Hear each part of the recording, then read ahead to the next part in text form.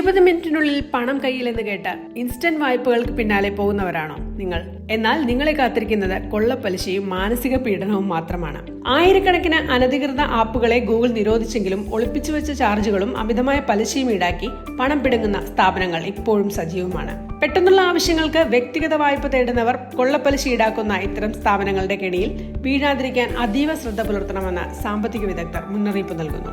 മൊബൈലിലെ ആപ്പുകളിലേക്ക് ഇത്തരം ആപ്പുകൾക്ക് ആക്സസ് നൽകുന്നതാണ് വലിയ അപകടം. തിരിച്ചടവ് മുടങ്ങുമ്പോൾ ഈ വിവരങ്ങൾ ഉപയോഗിച്ച് ഭീഷണിപ്പെടുത്തുന്നതിലേക്ക് നയിക്കുന്നു.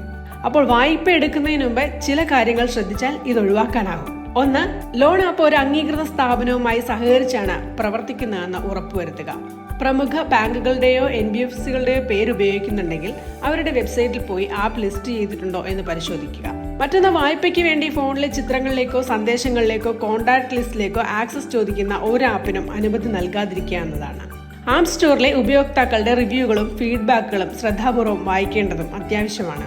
നിയമപരവും നിയമവിരുദ്ധവുമായ വായ്പാ ആപ്പുകൾ തിരിച്ചറിയാൻ സഹായിക്കുന്ന ഒരു ആപ്പ് ശേഖരം, അതായത് റെപ്പോസിറ്ററി ഒരുക്കാൻ RBI നടപടി സ്വീകരിച്ചിട്ടുണ്ട്. ഈ ലിസ്റ്റ് ഉടൻ ലഭ്യമാവും. എന്തായാലും അടിയന്തര ആവശ്യങ്ങൾക്ക് വായ്പ തേടുമ്പോൾ ഉയർന്ന പലിശയും എളുപ്പത്തിലുള്ള ലഭ്യതയും മാത്രം നോക്കാതെ നിയമപരമായ സുരക്ഷിതത്വം ഉറപ്പുവരുത്തുക എന്നതാണ് ഏറ്റവും പ്രധാനപ്പെട്ട കാര്യം.